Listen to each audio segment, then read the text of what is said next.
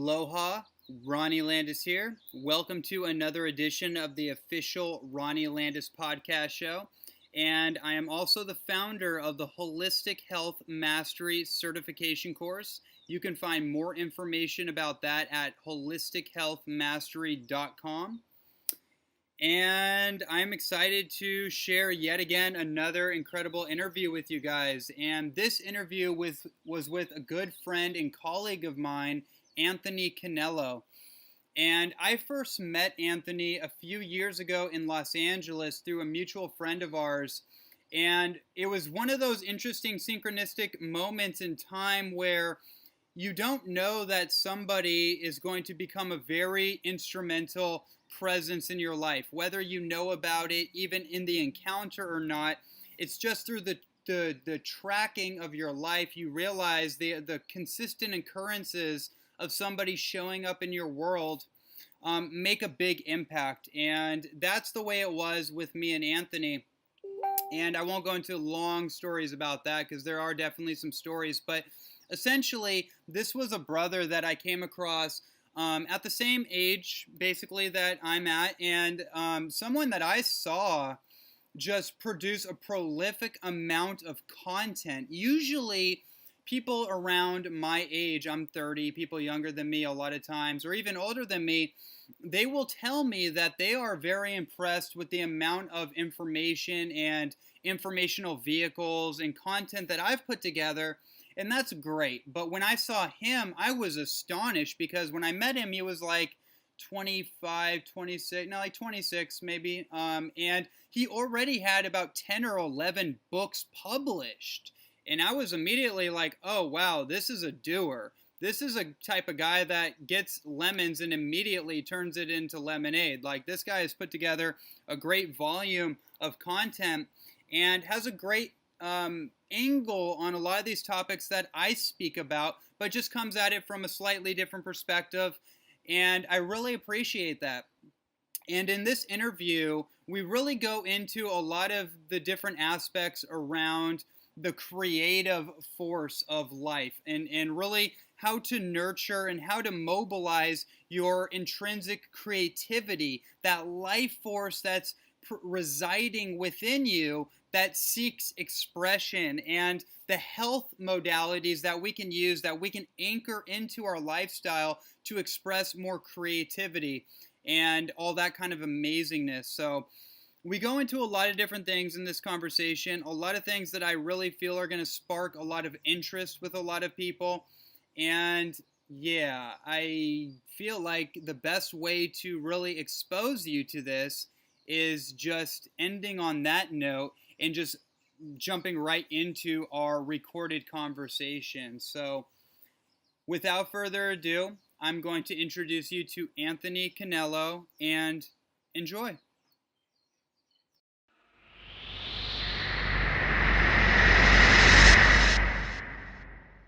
Anthony James Canelo is a master herbalist, awarded speaker, author, inventor, musician, and owner of the Phoenix Institute.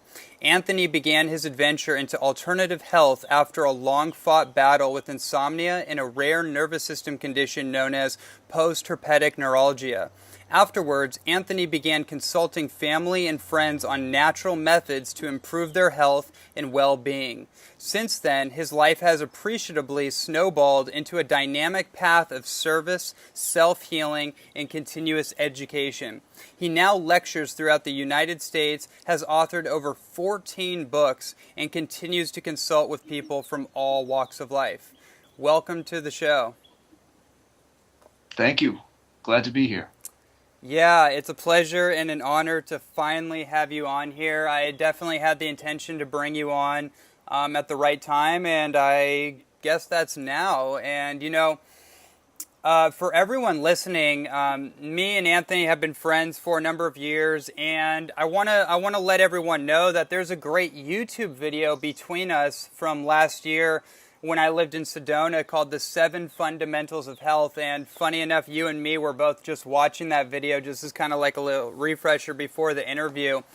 And it just brought up a lot of cool things for me, and how what a breadth and depth of knowledge and work that you've created in the world. It's staggering still. It's monumental, and I'm just so excited to have you here. Well, the pleasure is all mine, Ronnie. And I feel the same way. I feel like I feel very pleased and happy to know that there's another person like me doing a lot of work and putting a lot of work out there, and that's yourself.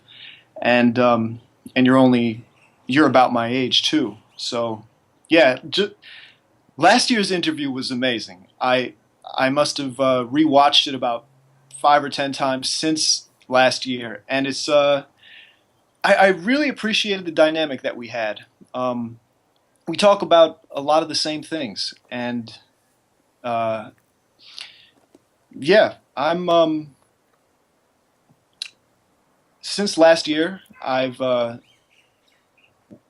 moved on from writing books and traveling across the country and giving lectures, and kind of settled humbly into and in sort of been incubating on different ideas that I've been working with. Probably going to share them with you tonight. Mm-hmm. Mm-hmm. Yeah. Wonderful. Well, I think the place that I like to usually start with all my guests is kind of the beginning. You know, I feel that we all have a story and we have an impetus, we have a catalytic moment or maybe a series of moments that opens up a new pathway for us. Some people come from a place that they were hurt, they had some kind of dysfunction or dis-ease of some sort. Then they had to find a way to solve it for themselves, and that led them into, you know, the healing arts. Right. I'm curious, what was the thing or series of things that inspired you to take on this path? Oh, thank you. It's a great question. Well, there were, of course, a series of things.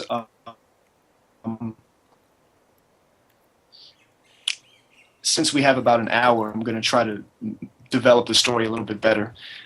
Yeah, I had post-herpetic neuralgia. I did have insomnia.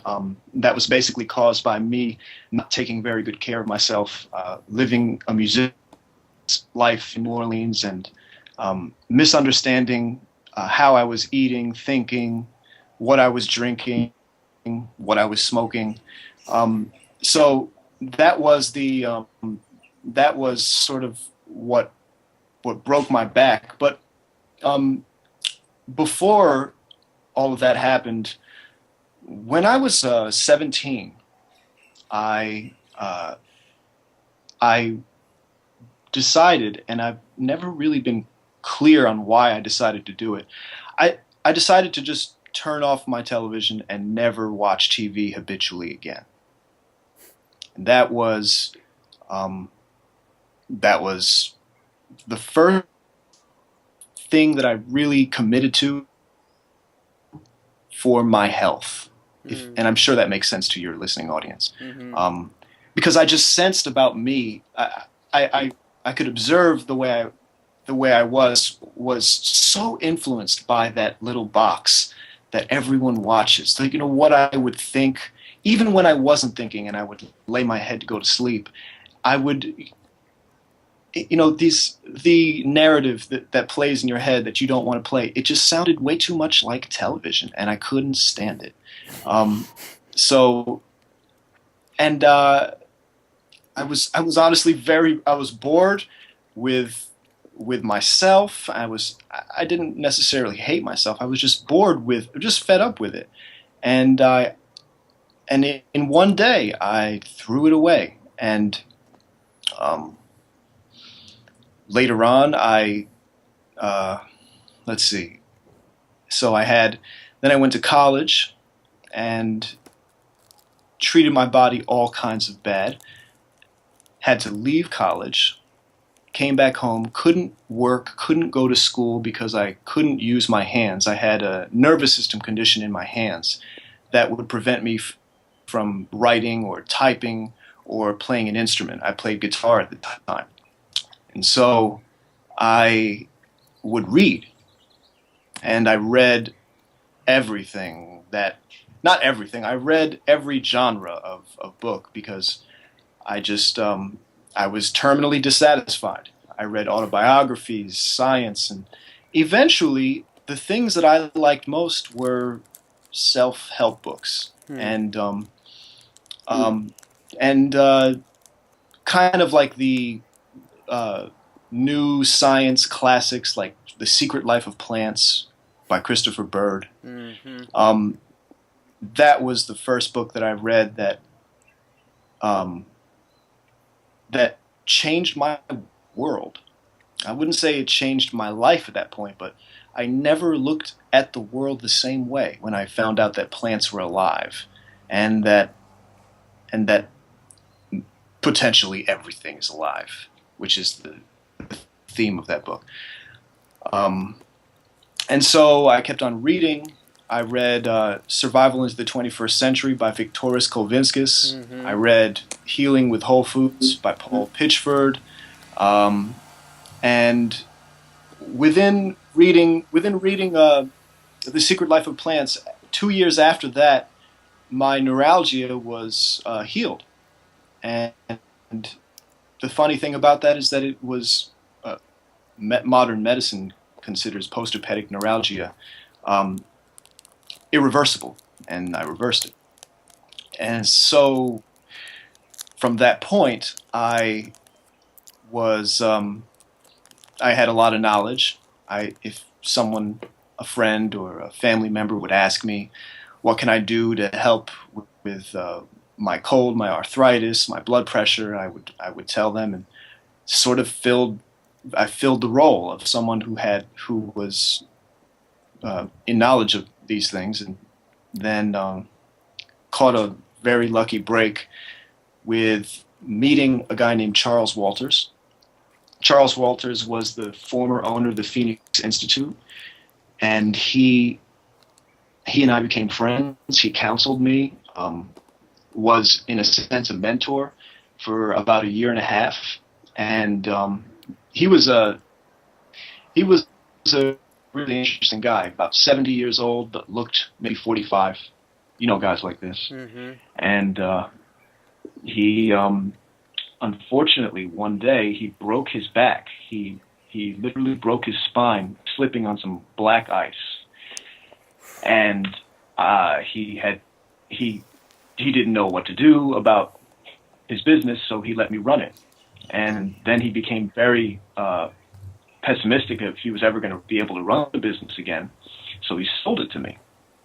And there I was, 23 or 22 actually, with a full roster of clients, giving people nutritional consultations, health, foot baths, all kinds of things.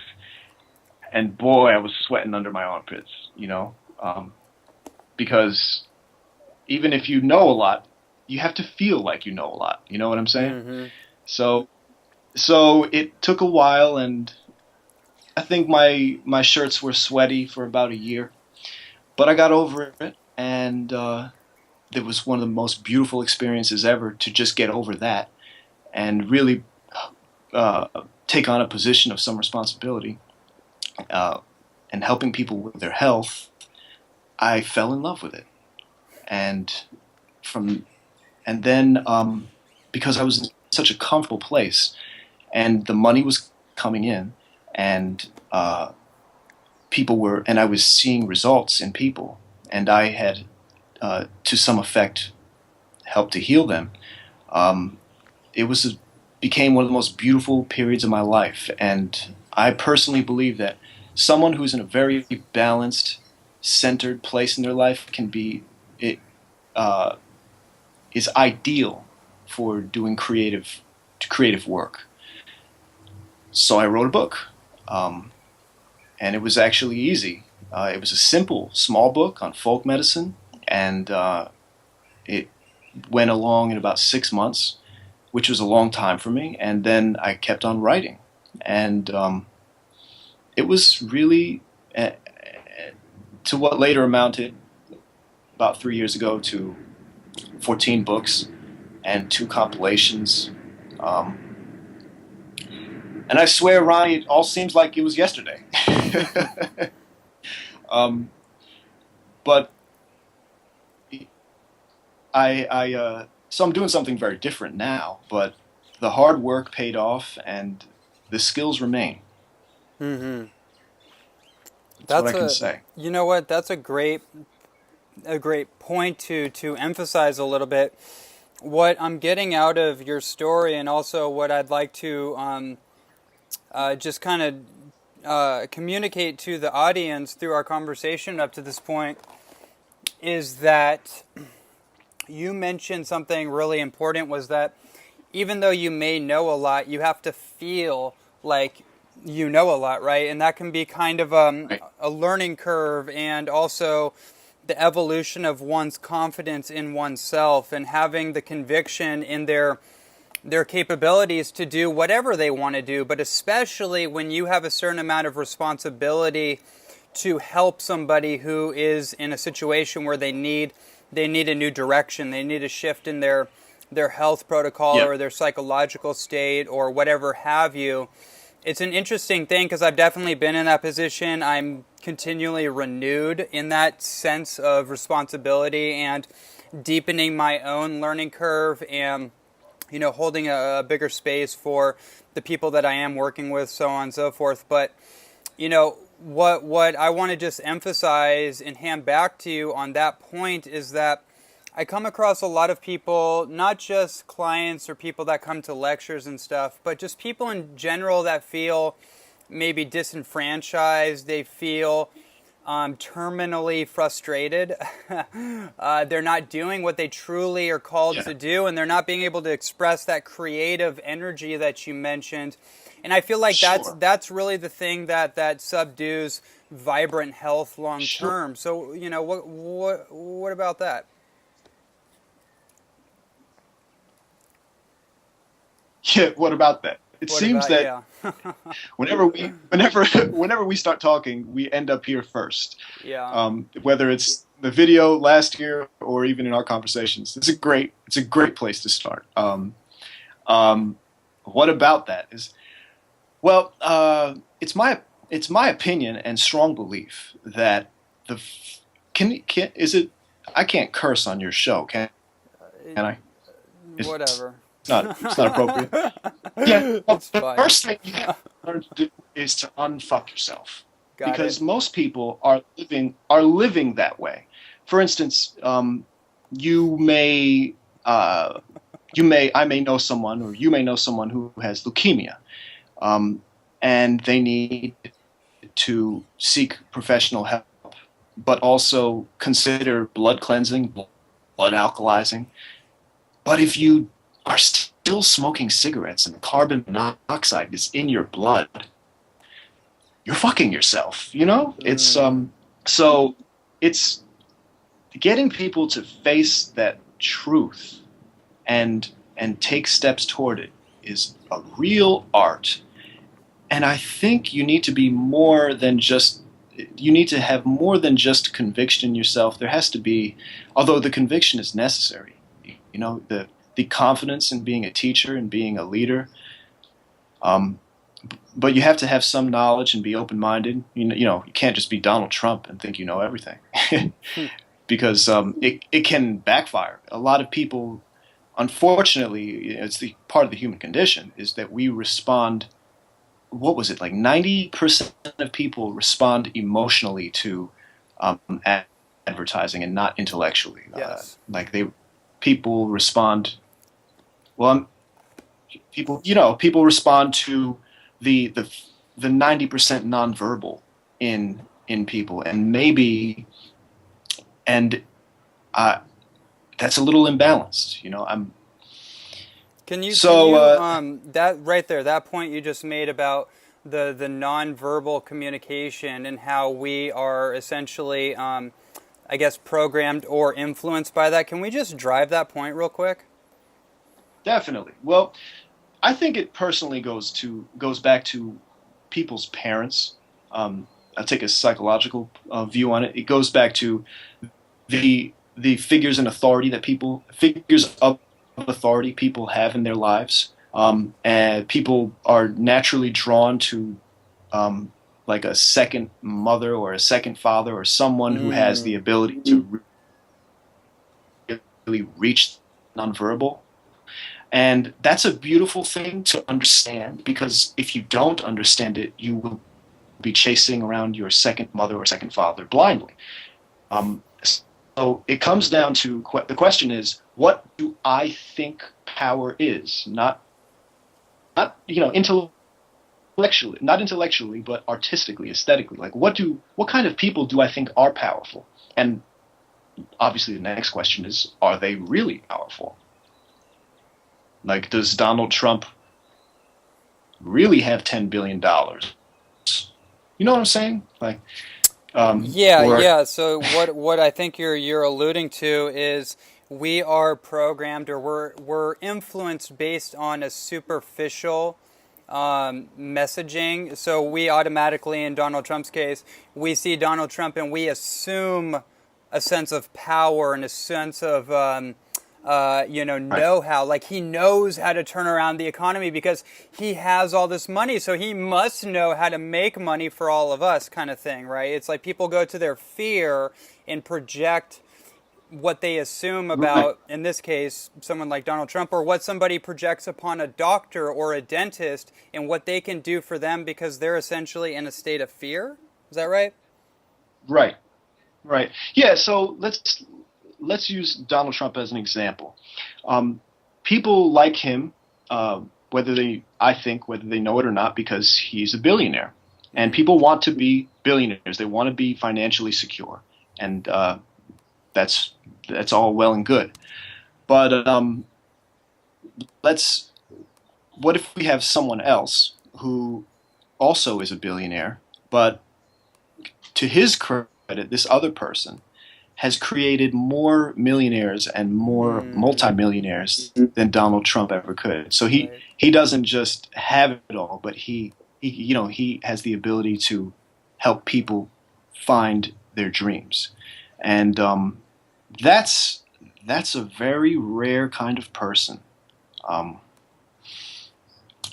Ronnie, I don't have an answer for your question right now, but what I how to get people to get unstuck really comes down to what is causing your suffering and what is causing your pain, and do you have the the the desire to um, live greater than that. Mm-hmm. I think going back to my nature pyramid, I'm trying not to reference my nature pyramid because that's what we did the last time that we talked on the video. But in my nature pyramid, which is the theme of several of my books, there are cornerstones, and these dictate the process of progressive change in people's lives. And the first cornerstone is elimination. So you eliminate what causes your suffering, what causes your pain, and to do that, you have to first identify it. And what is driving this cornerstone is a fire, and that fire represents a will to live. There are people in the world who are blessed with an enormous will to live, and then there are people who are not. But what many of us don't understand is that a will to live has to be cultivated. Mm-hmm. It's not something you're just automatically born with, like, oh, this person, they climbed the mountains in every continent and they can do all this. What was it about them from their birth?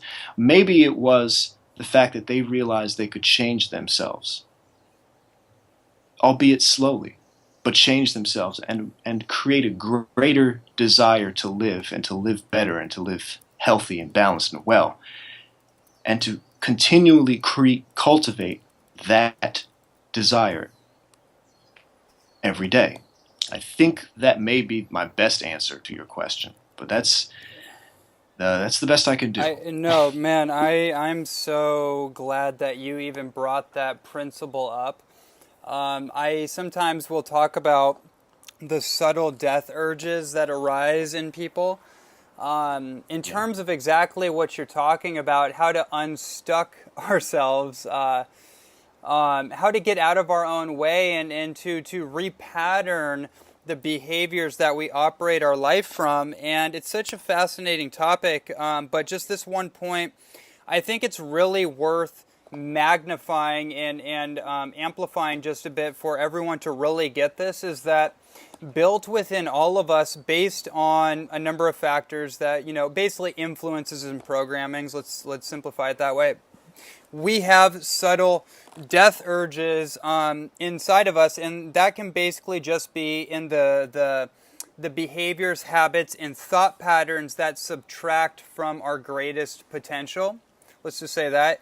And then now what you're bringing up is it's actually just very fascinating for me to even meditate on, is this idea that some people have a greater will to live inherently than others. And for me, I can go down the rabbit hole of like, wow, that must have to do with like past lives. Certain people have different archetypes than other people.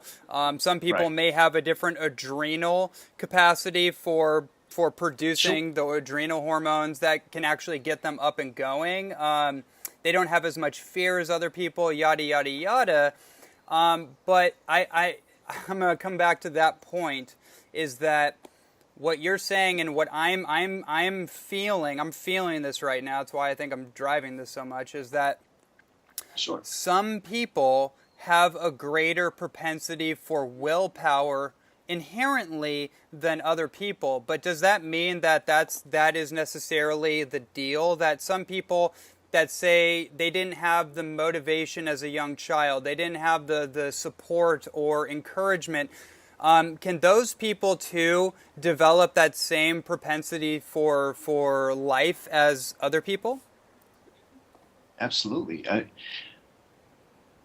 The thing is, what we're taught in civilization is that we're taught that it only would require one day, one pill, one book to read, one something, and then boom, you have that magic elixir, and it's going to take you into your future, and you're going to be happy and all of that. But the fact is that is not true.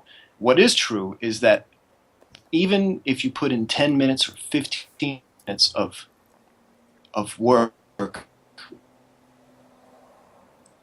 every action has an equal and opposite reaction, and you're going to change, even if only the slightest bit. You're going to change if you desire to have a greater desire to live, and you act on that. It's going to happen. And the way to do it is to be content with baby steps at first, and they become adult steps if you stick with it. That's part about being alive. I think that's and it doesn't, to an extent, in a sense, it doesn't matter where you're coming from, because this is what we're describing here is more of an experiment. This is an experiment in human potential, and we're suggesting to the audience to try it out, to maybe tonight or this morning or tomorrow. Focus on creating a greater will to live and see what happens. Because when you create a greater will to live, and if you do it correctly, your life is not going to look the same. And that's really the problem. That's one of the problems people have, is they want things to be the same or to be the way they used to be, but everything is meant to change. And creating a greater will to live effectively means turning the page in your life to an unknown. Ooh. And not be afraid of the unknown. This is why I like talking with you, because we talk about the things that matter most. The things that actually really matter, right? The thing that matters the most and that not a lot of people are talking about right now. Yeah, And it's, Go ahead, it's go a ahead. conversation I have with myself. It's a conversation I have with myself and I've had with myself very often, for some years, all the time in my life. And from it, I kind of just charted out the nature, the cornerstones. And the first, I may as well run it down. So the first cornerstone to progressive change is feeding that desire to live and letting it get, and identifying and resolving the causes of your suffering to a point. After that, what comes naturally in this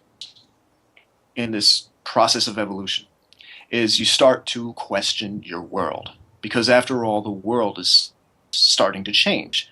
You're no longer on the wheel of karma. The past isn't in your face every day, and so you start to think the world is actually kind of funny.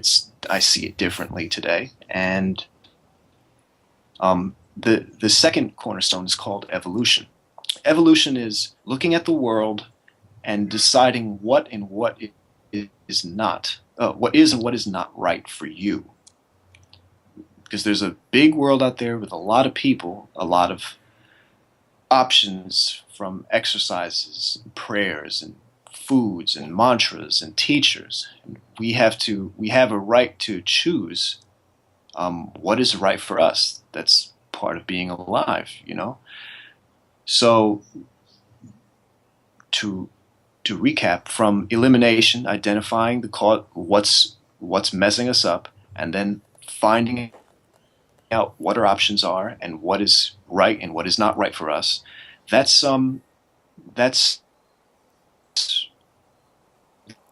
like winter into spring.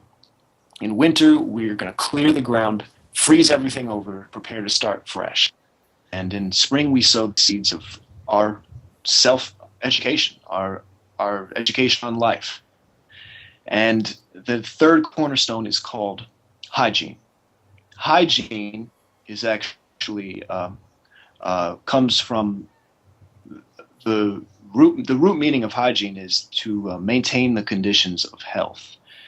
But to maintain the conditions of health, we first have to figure out what health is personally.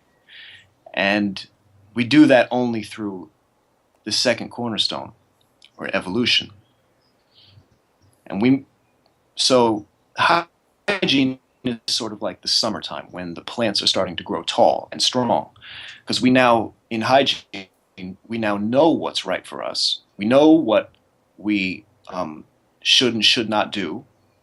And we receive a great reward from that. And the reward from that is, on top of a greater will to live, the reward is creative energy. We're more creative. We have discovered what's tripping us up. We thought about our options like a scientist. We pursued the right path for ourselves like warriors. And now we get to live like artists because we have all that free space in our souls. To me, it's like winter, spring, summer, and the harvest into fall. It's how I see it. I love it.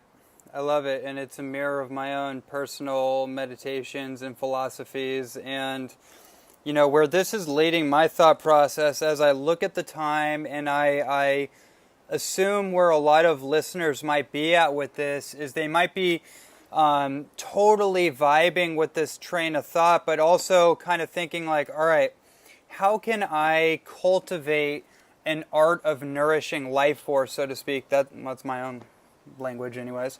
How can I cultivate this life force inside of me and this will to live more expansively? And the direction I want to take with you on this is a recent inspiration, but I know it's something that you have worked a lot with. So I'm starting to read this new amazing book by this woman, Kat Duff, and it's called The Secret Life of Sleep. Hey. And what an incredible book. My friend and colleague Sean Stevenson recently released this best-selling book, Smart Sleep, or Sleep Smarter.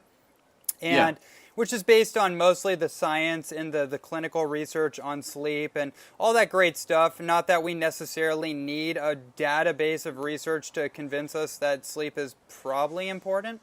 Um, but this Some people.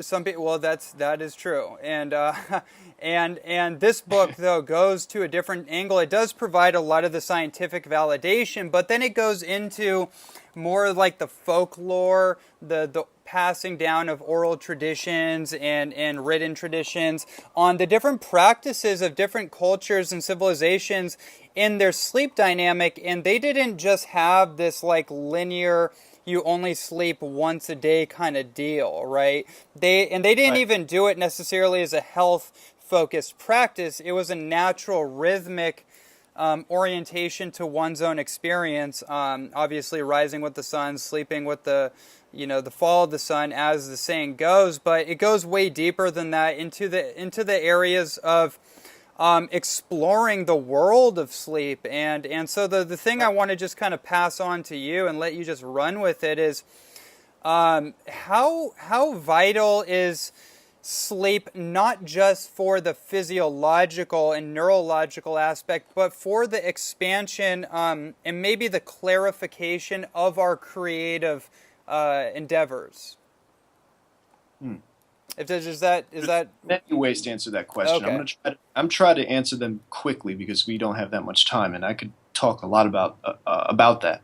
Um, okay, the first thing that comes to mind, which I practice, is there is a practice, and it's called by it's known by many names, but essentially, if you read or if you focus on a certain topic before you go to bed, when you wake up, you will have the answer or you'll have a resolution on that topic. I find that to be very true. So that's one way that you can really bring out the spiritual, creative side through sleep, is to understand that sleep is healing you, mind, body, and spirit. And if you put something in the metaphorical belly of your spirit, it's going to get digested during sleep, and you do that right before you go to sleep. That's something that I think everyone can and should do. There are a lot of people out there who go to sleep with the radio and television, unfortunately, and then you have a problem there, perhaps, or you don't have so much expansion. Now, the other way to answer that question is sleep is the biggest mystery to scientists, and still is. Um, the We could dwell on the science of it, but it all boils down to brain waves and your state of consciousness that you're in during sleep.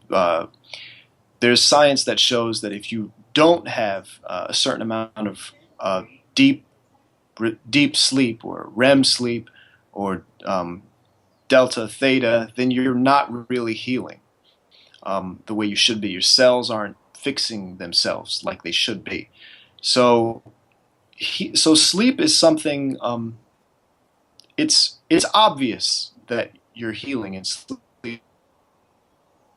but there are ways in your waking life to improve that, and they have a lot to do with being comfortable in those states of consciousness, and they're not difficult to reach either. If you get a biofeedback machine and you go to work on, and if you put a few hours of work in every other day, you will probably, if you're guided properly, get to those states of consciousness. And what that's doing is sort of like purifying the water during the day, so that at night you can bathe peacefully in that restorative energy. Let's see. Another way I can take that, and I'll leave it at this, is that the older we get, the less melatonin we produce. And what I think is really the cause of aging is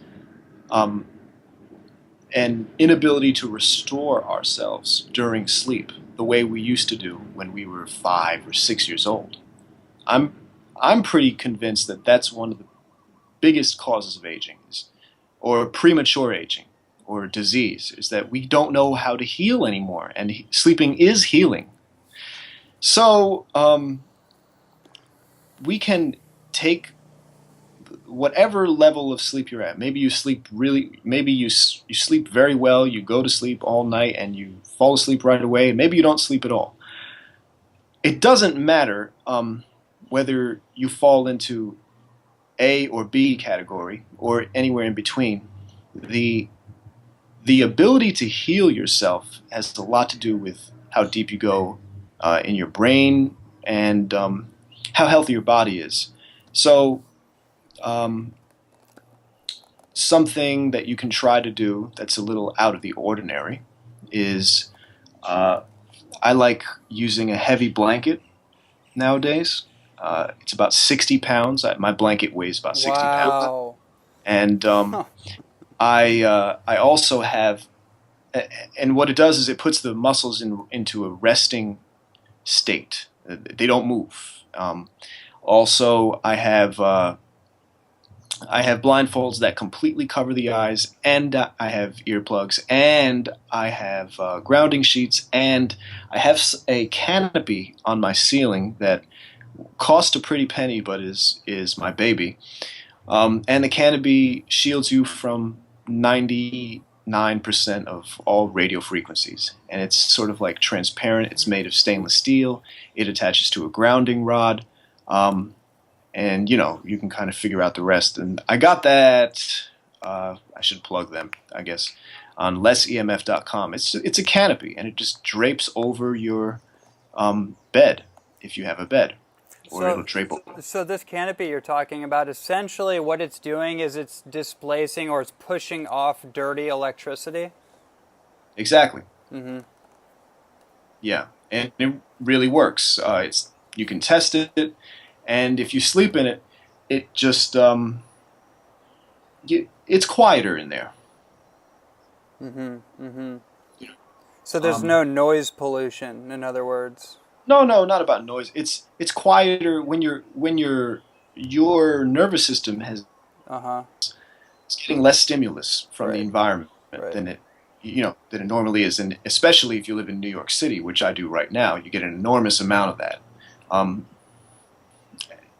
and I could go on with air filters and things of that nature, but yeah, the concept is that you can take your normal healing phase of the day, which is your sleep, and I believe you can improve it. You can make it twice as healing.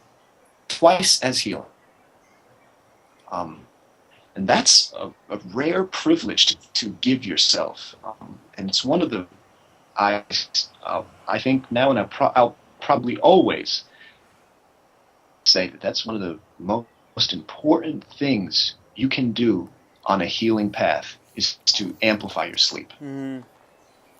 100% agree, and I want to evolve this idea and then bridge it over to the next thing that's going to make your point even more potent, I think, is that just for all the people listening, please understand that there's two phases, essentially, that your body is in at any given time: catabolism or anabolism.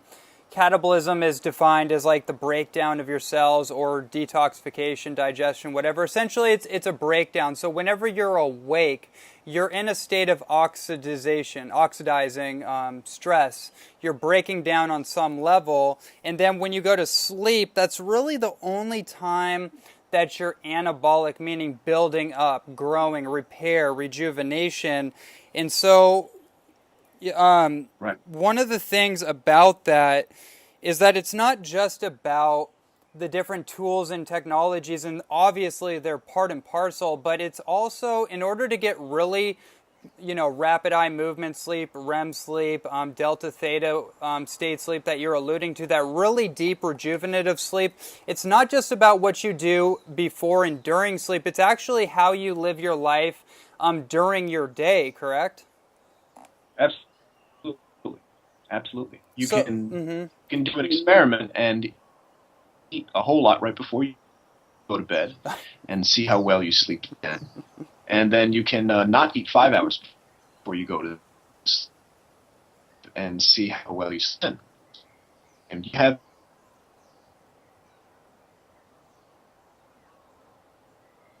sleep is an excellent, honestly, it's an excellent barometer for your health.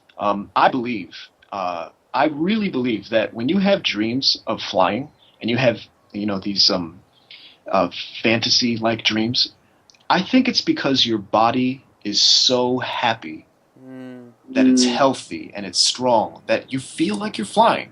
You know, that's the message that you're sending to your body. And by the way, when you're sleeping, so you wake up and you feel like you're light as a feather, buoyant. Those are good dreams to have. I think they mean that health wise you're in flight, and that's a beautiful thing. that's a beautiful metaphor. Yeah. Beautiful. So with all that, I know that you've been really into a lot of new projects since the last time we've talked, and health-based inventions and protocols. Please share with us what you've been up to. Thank you. Yeah, it's been consuming a lot of my time. I've really been enjoying talking about the nature pyramid and sleep, and it seems like these days I have been consumed gratefully by this new project that I'm doing. So you're familiar with vaporizers, Yep. or e-cigarettes, right? Let me kind of set the scene here for what this really is. This is a movement that's happening all over the world.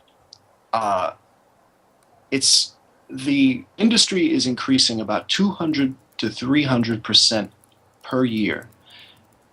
E-cigarettes and vaporizers are going to be as popular as regular cigarettes within 10 years, according to estimates, and probably sooner.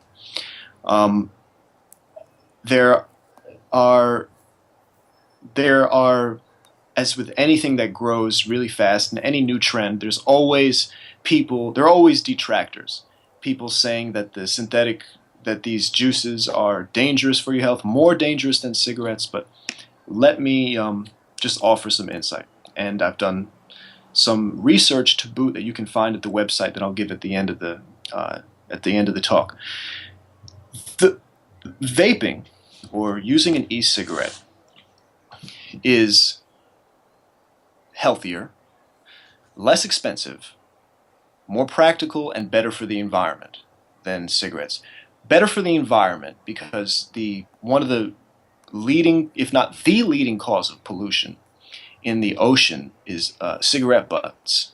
Remember that about 1.8 billion people in the world smoke cigarettes. Wow. 1.8 billion. Oh man.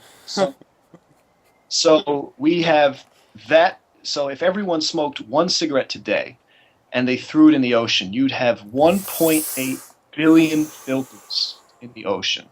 People think, people may hear that statistic, but they don't really see that statistic. Just got to show you that, yeah. And let's say that my numbers, although they're not wrong, let's say that my numbers are wrong and that it's more like 800 million people smoke cigarettes a year. Smoke cigarettes in the world. Okay, well, in 2 days, they'll leave 1.6 or 1.8 billion filters in the ocean. So, it's better for the environment because there's a lot less there is a lot less obsolescence. You don't throw the pack out. You don't throw the cigarette out. You throw a minimal amount of cotton out every month or so with a small metallic piece that can be recycled. And usually I think people are recycling them. It's once a month. And so not only that, but there's better for there's no ash on your clothes, there's no ash on your furniture, your house is cleaner, etc., etc. You have, I mean, in case your audience doesn't know what a vaporizer is, it's like a it's like a Walkman, or it's something. It's a device that you can use to vaporize liquid nicotine. Now, so that's one of the reasons why it's better for the environment. It's less expensive because the equivalent of nicotine consumption in vaporizer form is about $1.50. So for a pack of cigarettes, the nicotine equivalent of a pack of cigarettes, you're getting that for $1.50. So it's much less expensive. And no, I'm not advocating nicotine at all, but I'm just trying to create context here, because although my vapes don't have nicotine, they don't have any synthetic chemicals, and they're made from all natural herbs. I'm obviously I'm in support of the vaping movement in general because it's so much better of an idea than smoking cigarettes is, and I think smoking cigarettes just has to go. So. So it's less expensive. The British Department of Public Health, among other less reputable bodies, have said that vaping and e-cigarettes are 95% healthier than smoking a cigarette. I mean, let's just keep in mind that 50 years ago, this is a great story too. 50 years ago, scientists did an experiment. They took a cigarette, a pack of cigarettes, and they unraveled all the tobacco in that pack of cigarettes. And then they tested it. And it tested out to about 95% tobacco. So that's 95% tobacco and 5% what? Flame, they have flame retardants in, or something like that in cigarettes nowadays. But 5%, you don't know what that 5% is. That's 50 years ago. And today, if you were to unravel all the tobacco in a pack of cigarettes, you have about 60% tobacco. Mm-hmm. So you got 40% something else. It's like a McDonald's hamburger. You think it's meat, but it's mostly soy. You don't know what you're smoking. Tobacco has, all throughout history, people have used tobacco as a healing herb in certain ways, and it's not. So I'll leave that where it is. But you don't know what you're smoking. So with this new development with e-cigarettes, you kind of know what you're smoking because, well, for one, you can test it. Most juice providers provide lab tests, and the consumer has more control in this process. And lastly, it's practical. You don't have people bumming cigarettes. You don't have lighters. You don't. So I think I'm trying to make a case here that the vaping is the next smoking, and smoking needs to go. But these new vape juices, they have ethyls, propylene glycol, nicotine, liquid nicotine, synthetic flavorings from that Harvard University says are tested carcinogenic, and I think they're correct. These chemicals that are in these liquids are not the greatest, but maybe there's a better way, and that's what I've been working on. So I created a formula that is 100% based in USP grade vegetable glycerin from coconuts.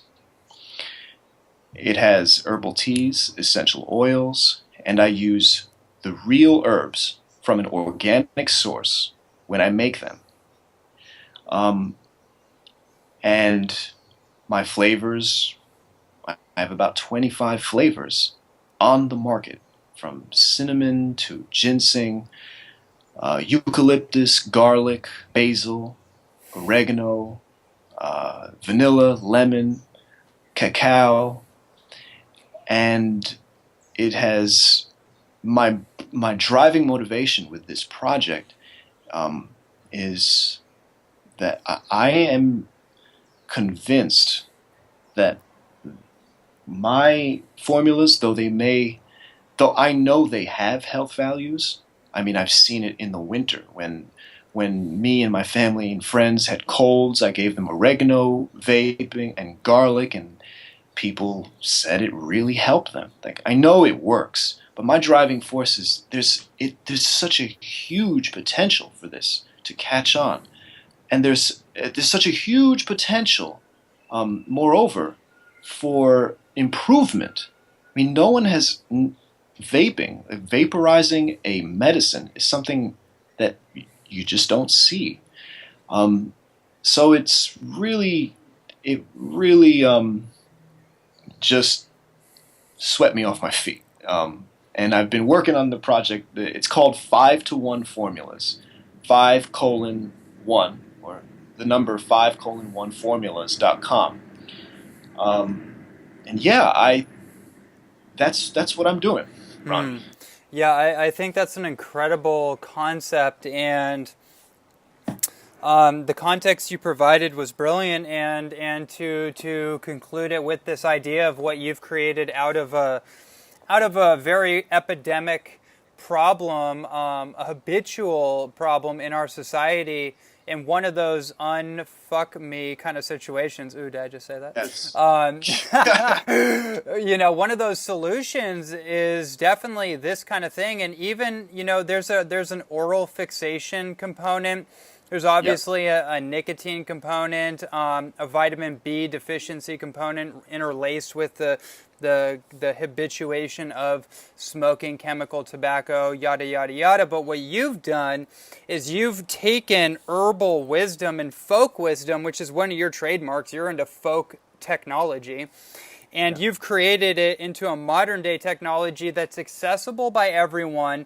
It's already familiar to people that have that oral fixation, that just like to puff on a cigar, just like to puff on a cigarette or whatever, because whatever the feeling they get from it, I totally understand that. But now you have something it's not like it's just a little less bad for you. It's actually good for you either way. Yeah, and then let me just say this. I consider myself a scientist, and if someone would ask me, is it good for me or is it bad for me? What I would say is nothing is absolutely all the time good for you. Right. And Water's like, pretty good. Water is pretty good, but if you can OD on That's OD true. on water. That is true.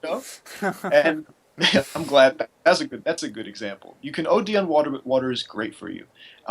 You can so everything in moderation, and these formulas, they are giving you the effect that the herbs themselves have. So if you want to go to sleep, you don't want to be vaping cacao or coffee or ginseng. You know what I'm saying? Like, it's not what you do, it's how you do it. Yeah. So that's what I would say. And also, I would say the research to prove that these are healthier for you is out there, and I'm gonna guide your audience to it right now. Basically, what we're doing is we're diffusing. We're doing more than this, but in a scientific way, we can say we're diffusing essential oils. The field of aromatherapy, there's a lot of research there. There's a lot of research. You only need to Google chamomile aromatic compounds of chamomile, and you'll find everything you need. That you'll find exactly what stays in the vapor form and what doesn't stay in the vapor form. Cameluzine is one of the compounds that can travel in the vapor, and you can feel it working on you. It relaxes you. Um, Also, my formulas are made in a base of USP grade vegetable glycerin made from coconuts. Um, it's I don't use propylene glycol. Most juices do use propylene glycol. In fact, most juices, even the juices that say they are organic or say that they are, they're not. They're flavorings. They're terpenes. They're not the actual herbs. They're the flavorings of the herbs. It's a very different thing. Um, what was I saying? The vegetable glycerin is safe.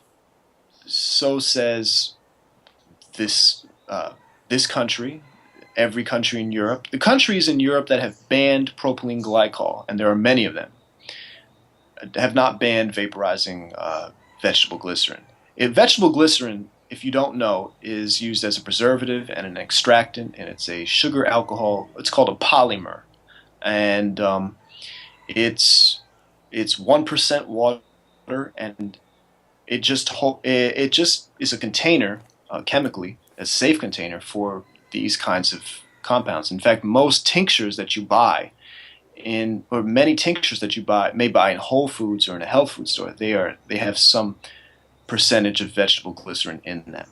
So all this information can be researched, and if someone were to ask, is this healthy or is this bad for me, I would say, here's all the evidence. You can Google the aromatic benefits of any of these herbs. You can find out if vegetable glycerin is safe to vaporize. Go for it. The last thing that I'd like to say is this is not smoking. We're not smoking anything. It looks like smoke. It is not smoke at all. Smoking involves combustion. Uh, what we're doing, or what any vaporizer user or e-cigarette user is doing, is they're taking cotton and they're saturating that cotton with a liquid. And then the battery, or what they call a mod, the battery is applying heat energy to that wet cotton. Enough heat energy to vaporize the liquid, but not enough to burn the cotton. That's essential. That's like the principal function. That's what's going on in a vaporizer. Mm-hmm. So there is no smoke. It is literally like the vapor you would breathe in a steam room. It's vapor. You know what I'm saying? Got it. So there, I made my point. Yeah, absolutely, and we are totally at the wire here. So, leaving off this entire conversation, what is like the maybe one or two principles that you would just briefly share with the audience on what we have discussed? Mainly, what are general principles that anybody can apply to start making shifts in their life? I would like to take it. That's a great question, Ronnie. Before I say that, just thank you for having me. It's been great. One principle that I like to live by and that keeps me smiling is and what a great teacher told me is that no matter where you are in life, you're at the greatest point of your life. There's a reason for suffering, there's a reason for victimization and pain and frustration, but I believe in the wisdom of the soul. Mm-hmm. And I think the soul transcends lifetimes and is eternal. And whatever problems you're having now, it's a new thing. It may seem like yesterday's clothes, but you're at the greatest you ever were.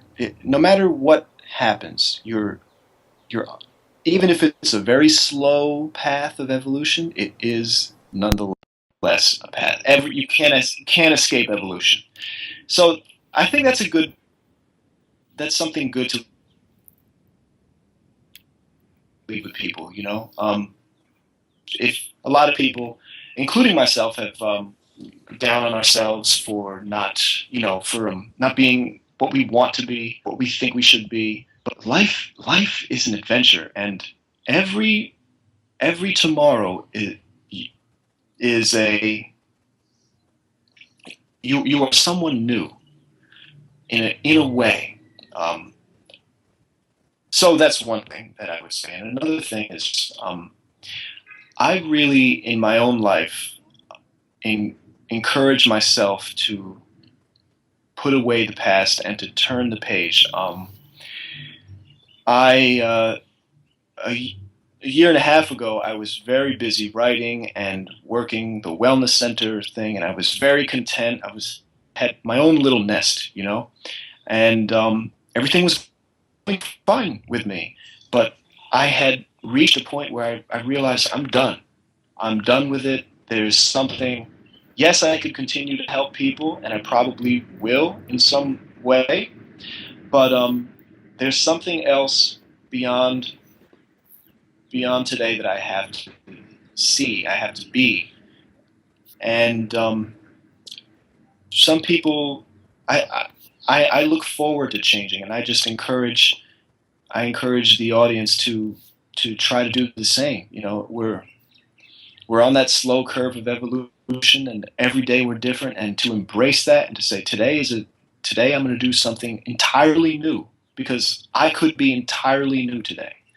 Is a wonderful feeling if you really grok it.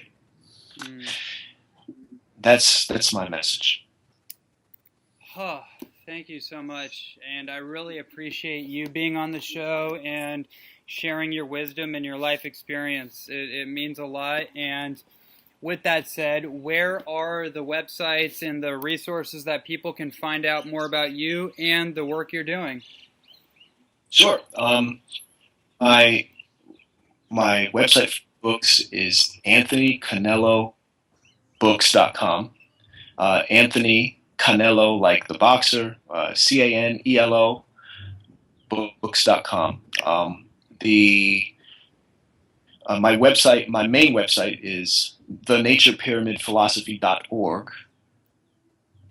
And my new project, the all-natural plant-based herbal vaporizer juices, www.521formulas.com, and you can spell it out or put the numbers in.